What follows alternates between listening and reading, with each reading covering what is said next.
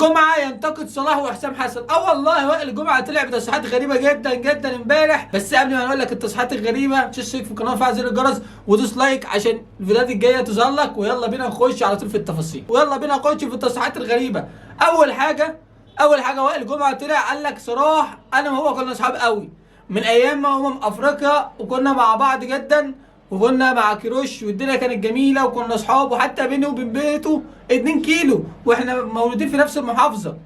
طب جميل، ايه اللي حصل يا وائل جمعه؟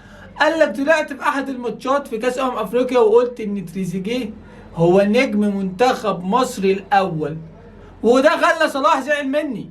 ومن ساعتها صلاح انا وهو علاقتنا اتوترت جدا وما بقيناش زي الاول.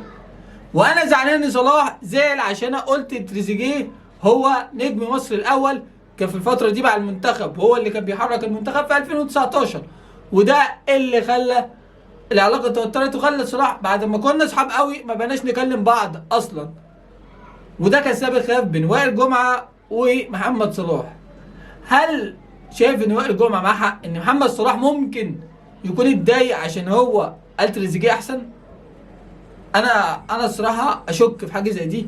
ممكن في سبب تاني هو مش واخد باله منه او حاسس سوء تفاهم في سبب تاني.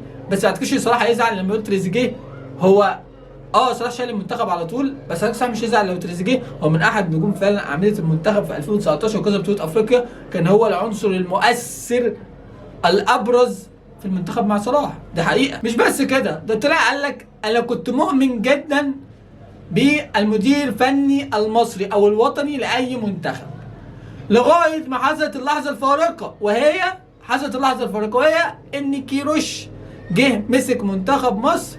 وساعتها عرفت ان احنا بعاد قوي قوي قوي في التدريب. الراجل كان بيشتغل 18 ساعه في اليوم، كان بيعمل كل حاجه. طبعا عشان يواجه مصر ما فيش حاجه منظمه، فهو بينظم كل حاجه وبيعمل كل حاجه. وكان معاه منتخب يعني كويس، رايح بيوصل بيه النهائي مع السنغال، وخسرنا بضربات جزاء، وخسرنا من نهائي تصفيات افريقيا برضه ضربات جزاء. وده اللي وانا بالنسبه لي هو المدرب الاجنبي الوحيد اللي نجح مع منتخب مصر هو كيروش بالنسبه لي. كوبر ده لا اعدائه ان هو نجاح، اما كيروش اعدائه نجاح لان هو وصل لمراحل متقدمه جدا بمنتخب كان ضعيف. المنتخب بتاعنا كان ضعيف في الفتره دي، معلش بتقابل السنغال بنجومها بكل حته، واحنا معلش بنلعب بمين؟ كانش فيه غير صلاح بس. مرموش كان لسه ساعتها لسه في فرق صغيره في المانيا، واللعيبه ما كانش زي دلوقتي. ونلعب بالنني لا لا لا لا، المنتخب كان هلهول خالص كده، كان المنتخب كان تعبان خالص. اما ده التصريح التاني، فقال لك انا مع انا مش ضد حسام حسن، بس انا دايما مع مدرب فني اجنبي. ودي بقى المشكله اللي حدثت، ان هو شايف ان ممكن لو جه مدير فني اجنبي يعمل اداء اقوى واحسن مع المنتخب من حسام حسن، اللي حتى الان لم يخسر ولا مباراه رسميه في جميع مبارياته. بقى له سنتين مع المنتخب ما خسرش مباراه رسميه في كل البطولات، تصفيات كاس عالم افريقيا.